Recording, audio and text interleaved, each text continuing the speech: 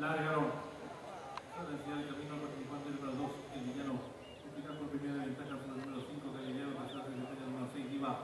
Por primera vez el 4, Muñeco, la quinta ubicación de la tabla por fuera, el número 7, Ventarrón, en la sexta ubicación por dentro del número 1, la cocinota, fue a marcha 3, Romparrón.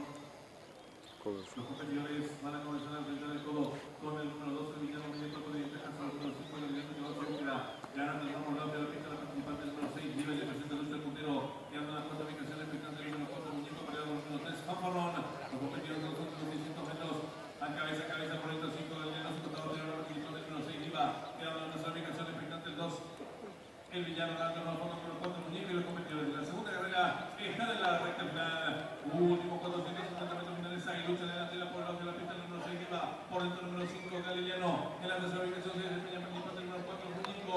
Depende de los últimos 3 y el número finales sigue la lucha delantera. Por el número 6, Diva. Por el